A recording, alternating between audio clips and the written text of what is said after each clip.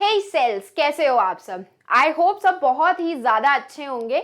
सबकी पढ़ाई भी काफ़ी मस्त सी चल रही होगी। तो उस पढ़ाई में तड़का लगाने के लिए मैं हूँ आपकी अपनी Khushboo ma'am, biology master teacher at Vedantu, लगाने के लिए आ गई हूँ बताने के लिए आपको कि क्या एनसीईआरटी की बुक्स आपको अच्छे मार्क्स स्कोर करने में हेल्प कर सकती है, वो भी बोर्ड्स के एग्जाम में। तो आपको एक तरीका बता देती हूँ, आपको एक सीक्रेट बता देती हूँ टॉपर्स का कि हाँ, डेफिनेटली हाँ, कर सकती है आपको बोर्ड्स एग्जाम में पास, वो भी अच्छे मार्क्स के साथ, आपकी वन एंड ओनली एनसीईआरटी की बुक्स।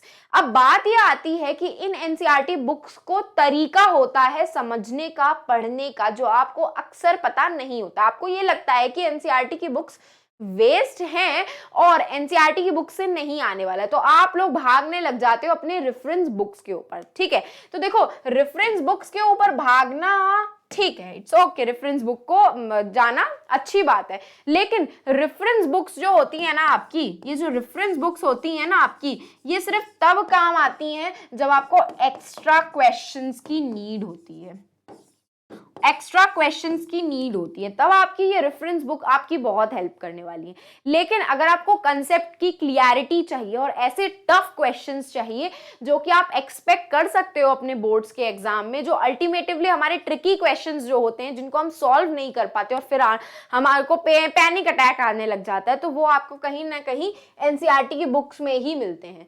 तो अगर आप एनसीईआरटी के बुक्स को अवॉइड कर रहे हो अपने अच्छे मार्क्स लाने के चक्कर में, तो मत करो अवॉइड।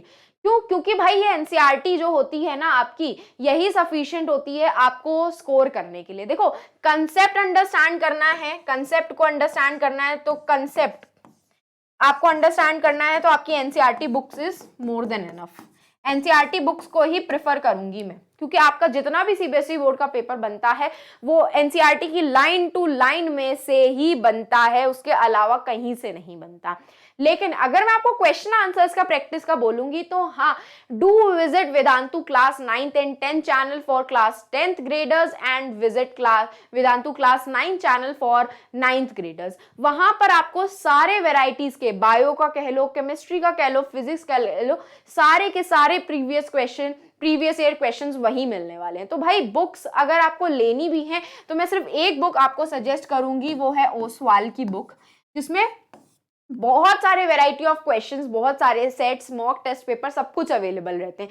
तो अगर आपको वहां से पढ़ना है तो आप वहां से पढ़ सकते हो, और अगर आपको और वैरायटी चाहिए तो आप हमारे चैनल को विजिट अप कर सकते हो, जहां पे सारे प्रीवियस ईयर क्वेश्चंस की भरमार है। और अगर आपको कंसेप्ट अंडरस्टैंड करना है तो बस बोर्ड्स एग्जाम के लिए सिर्फ और सिर्फ एनसीईआरटी की लाइन टू लाइन रीड करके जाओ। उसी लाइन टू लाइन में से आपके 1 मार्कर्स, वैल्यू बेस्ड एनसीईआरटी के एग्जाम्पलर प्रॉब्लम्स जो सबसे ज्यादा इंपॉर्टेंट होते हैं, जिनको आप अक्सर अवॉइड करते हो, एनसीईआरटी के इन टेक्स्ट क्वेश्चंस, इन्हीं सबसे घुमा फिरा के आपके क्वेश्चंस बनते हैं और कहीं से नहीं बनते हैं। तो मेक श्योर करो कि भाई अपने एनसीईआरटी बुक्स को अवॉइड नहीं करना है, क्योंकि यही एक्सपर्ट्स ही हैं जिन्होंने आपकी एनसीईआरटी बुक्स को डिजाइन किया है। भाई इतना टाइम का एक्सपीरियंस आना, वो 10-10 साल का, 12-12 साल का एक्सपीरियंस आना, it's not a joke actually. वो एक्सपर्ट्स ने इसीलिए ही बुक्स को बनाया है, इस तरीके से बनाया है कि कहीं ना कहीं बोर्ड एग्जाम में आपको उसी से ही क्वेश्चन आने के एक्सपेक्टेशंस 101% रहते हैं। तो अगर आप एनसीईआरटी को नेग्लेक्ट कर रहे हो तो मैं सोल्यूशन यही दूंगी आपको कि मत नेग्लेक्ट करो, क्योंकि वहीं से ही आपके सारे क्वेश्चंस आते हैं। एक्सपर्ट्स ने इसी तरीके से वो डिजाइन किया हुआ है कि आपके बोर्ड्स एग्जाम के जो क्वेश्चंस होते हैं ना, वो उसी से ही फंसते हैं। भाई मैंने तो नेग्लेक्ट नहीं किया था, अब आपको मैं बता रही हूं तो आप समझ सकते हो। आपका जितना एंटायर सिलेबस है, सब कुछ वन स्टॉप सॉल्यूशन की तरह, भाई सीबीएसई के सिलेबस जितना भी है वो सब कुछ एनसीईआरटी की बुक्स में अवेलेबल है। भाई आपका सीबीएसई बोर्ड इतना स्टूपिड नहीं है कि एनसीईआरटी की बुक्स को रिकमेंड करेगा आपको पढ़ने के लिए। नेशनल लेवल की बुक्स हैं, सीबीएसई एक ऐसा बोर्ड है जो कि इतना रिकॉग्नाइज्ड है आपका कि बाहर आप फॉरेन स्टडीज के लिए भी जाओगे तो सीबीएसई बोर्ड को सबसे ज्यादा रिकॉग्नाइज्ड बोर्ड माना जाता है, और उनसे रिलेटेड आपकी बुक्स, तो ऑब्वियस ही बात है, अगर सीबीएसई बोर्ड को इतना रिकॉग्नाइज्ड माना जाता है तो कहीं ना कहीं एनसीईआरटी बुक्स भी वैल्यूएबल हैं आपके लिए। तो अगर आप इन एनसीईआरटी बुक्स को ढंग से रीड नहीं कर रहे हो, इनकी लाइन टू लाइन नहीं देख रहे हो, इनके क्वेश्चन आंसर्स प्रैक्टिस नहीं कर रहे हो, तो हाँ आप गलती कर रहे हो, मैं यही बोलूंगी, हाँ आप गलती कर रहे हो। क्योंकि मैंने ये गलती की थी अपने टाइम पे जब मैं 9th ग्रेड में थी, लेकिन 10th आते आते जब मुझे अपनी गलती का रियलाइजेशन हुआ तो भाई मैंने अपने बोर्ड्स के एग्जाम तो इसी से प्रिपेयर करे थे। बस एक बुक मैंने यूज की थी, वो थी ओसवाल वाली। अब तो आपको मुझे लगता है बुक्स का यूजेज भी नहीं पड़ेगा, क्योंकि आपके आपको सब कुछ यूट्यूब पे अवेलेबल है। तो आप इतने स्मार्ट किड्स हो तो भाई स्मार्टली स्टडी करो। वो स्मार्टली स्टडी का एक वन स्टॉप सोल्यूशन है आपका एनसीईआरटी की बुक्स। आपके सारे कॉम्प्रिहेंसिव एक्सप्लेनेशंस आपके सीबीएसई के बुक्स में अवेलेबल है, एनसीईआरटी की बुक्स में अवेलेबल है, कहीं जाने की जरूरत नहीं है। जो क्वेश्चन नहीं समझ में आता आस्क करो, अपनी डाउट्स पूछो जाकर के टीचर्स से, ठीक है। क्योंकि एनसीईआरटी में ऐसे क्वेश्चंस अवेलेबल है ना, इतने ट्विस्ट और टर्न्स के साथ, इतने ट्रिकी क्वेश्चंस, जो अक्सर आप अटक जाते हो। क्यों? क्योंकि आपने वो क्वेश्चंस को ध्यान नहीं दिया, आप जाते हो उन रेफरेंसेस बुक्स के पीछे। रेफरेंसेस बुक्स के पीछे आपको तब जाना है जब आपको वैरायटी ऑफ क्वेश्चंस चाहिए। वैरायटी ऑफ क्वेश्चंस एनसीईआरटी में अवेलेबल नहीं है, हाँ, लेकिन वो ट्रिकी क्वेश्चंस अवेलेबल है जो आपके 4 मार्कर्स और 5 मार्कर्स के क्वेश्चन तो जरूर बनाते हैं भाई। कॉम्पिटेंसी बेस्ड क्वेश्चंस उन्हीं को कहते हैं। तो एनसीईआरटी की बुक्स ऐसे ही डिजाइन की गई है कि आपको कॉम्पिटेंसी बेस्ड और कंसेप्चुअल बेस्ड और इवन थ्योरी बेस्ड क्वेश्चंस भी आपको मिल जाएं। तो सारा कॉम्प्रिहेंसिव कंसेप्ट, एक्सप्लेनेशन सब कुछ मिलने वाला है भाई। तो भाई प्रैक्टिस क्वेश्चंस भी अवेलेबल हैं, एग्जाम्पलर प्रॉब्लम्स भी अवेलेबल हैं, सब कुछ अवेलेबल है। तो इतना टाइम क्यों वेस्ट करना अपने?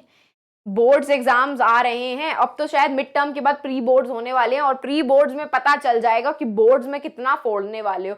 तो जो वो एंजाइटी और स्ट्रेस हो रहा है ना, वो एंजाइटी और स्ट्रेस को कम करने के लिए ही मैम ये सेशंस बना रही हैं आप लोगों के लिए। तो जितना हो सके मैम की बात को सुन लो, समझ लो, बस बोर्ड्स में फोड़ने के लिए उतना काफी है। ज्यादा इधर उधर करने की जरूरत ही नहीं है। एक बुक पे स्टिक रहो, जिससे पढ़ने का मन है उसके पास जाओ। वेदांतु पसंद है, वेदांतु में आओ। कोई और टीचर आपका ऑफलाइन सेंटर में पसंद है, उसके पास जाओ। जो बुक पसंद है उस बुक से क्वेश्चन आंसर्स प्रैक्टिस करो। लेकिन अगर कंसेप्ट को क्लियर करना है तो बस सिर्फ और सिर्फ एनसीईआरटी पे फोकस करो, ठीक है। एनसीईआरटी पे फोकस करोगे, इवन आपके जो कॉम्पिटेटिव लेवल्स के एग्जाम आते हैं ना, वो भी सिर्फ और सिर्फ एनसीईआरटी बेस्ड आते हैं। बच्चे अक्सर रेफरेंसेस बुक्स के ऊपर भागते हैं, उनको लगता है कि रेफरेंसेस बुक से उनके कॉम्पिटेटिव एग्जाम्स आएंगे, बोर्ड्स एग्जाम्स आएंगे, बट ऐसा नहीं होता। सीबीएसई बोर्ड इतना भी नहीं है कि अपनी बुक्स में से आंसर्स और क्वेश्चंस नहीं देगा आपको। तो क्या करना है, इसी तरीके से अगर नाचना कूदना है एग्जाम के बाद तो यही टिप फॉलो कर लो। एनसीईआरटी को इग्नोर मत करना आज के बाद से, अपनी वही बुक उठाना, रीड करना, अच्छे से हाईलाइट कर लेना इंपॉर्टेंट पॉइंट्स को, अच्छे से प्रैक्टिस कर लेना हर एक चीज को। तो आई होप आपको ये सारी बातें समझ में आई होंगी कि एनसीईआरटी की बुक्स क्यों इतनी इंपॉर्टेंट है बोर्ड्स एग्जाम के लिए। जितने भी conceptual, concept based question, value based question सब आपके एनसीईआरटी से ही आते हैं। उनकी एक्टिविटी खोल करके देखोगे ना तो इतने सारे कंसेप्ट बेस्ड क्वेश्चंस मिलेंगे ना, शायद आपने वो नेग्लेक्ट कर दिए होंगे।